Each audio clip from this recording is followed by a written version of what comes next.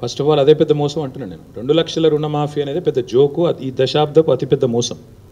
ఎట్లా అంటే ఇప్పుడే చెప్పాను నేను మీకు, ₹1,00,000 కేసీఆర్ గారి ప్రభుత్వం రుణమాఫీ చేస్తే 17,000 కోట్లు ఎట్లయితుంది?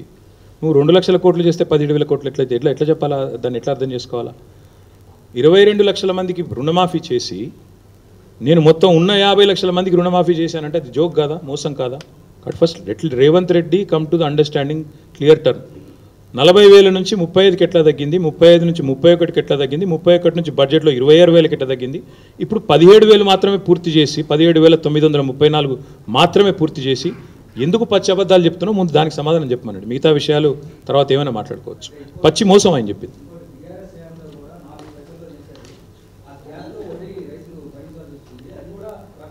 బీఆర్ఎస్ ఎన్నడూ కూడా ఏకకాలంలో చేస్తామని మీలాగా పచ్చి అబద్ధాలు చెప్పలేదు. బీఆర్ఎస్ ఏనాడు కూడా మీలాగా ఫలానా రోజే సంతకం పెడతామని డైలాగులు కొట్టలేదు. ఎవడు కొట్టమన్నాడు నిన్ను? చేతగానోడివి ఎందుకు పెద్ద పెద్ద మాటలు మాట్లాడాలి? డిసెంబర్ 9 చేస్తా అని డైలాగులు కొట్టి ఏకకాలంలో అని చెప్పి 12 సార్లు పత్రికా ప్రకటనలు ఎందుకు? కాబట్టి నువ్వే ఒప్పుకున్నట్టు కదా. బీఆర్ఎస్ మేము చెప్పిందే చేశాం. బీఆర్ఎస్ మీరు 2 లక్షల రుణమాఫీ అంటే కూడా మేము 1,00,000 చేస్తామని చెప్పాం, మమ్మల్ని నమ్మారు. కాబట్టి నేను అనేది అలా ఒకటే,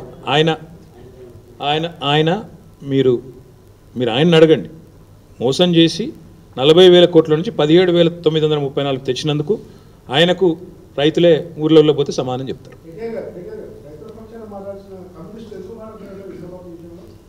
వాళ్ళని అడగాల, నాకేం తెలుసు అన్న.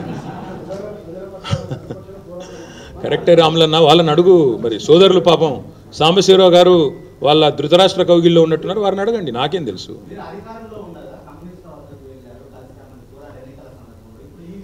రైతుల దగ్గరికి పోతాం, కలిసి రమ్మని కొడతాం. రైతుల దగ్గరికి పోతాం. ప్రజల తరపున ఎవరికి కలిసి వస్తారంటే కలుపుకుంటాం. ప్రధాన ప్రతిపక్షం మేము. ఎవరైనా కలిసి వస్తాం, మీతో కలిసి పని చేస్తాం.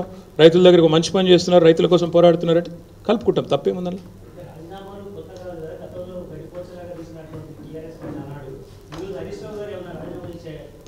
మాకు రాజీనామాలు కొత్త కాదు, రేవంత్ రెడ్డికి మోసం కొత్త కాదు. రాజకీయ సన్యాసం తీసుకుంటా అని మాట తప్పిన సన్యాసి ఎవడండి? కొడంగల్లో ఓడిపోతే రాజకీయ సన్యాసం తీసుకుంటా అని డైలాగులు కొట్టి 2018లో మాట తప్పిన సన్యాసి ఎవడు? ఇది నేను మా సోషల్ మీడియా సోదరులను అడుగుతున్నా, దయచేసి చెప్పాలని కోరుతాను. Thank you.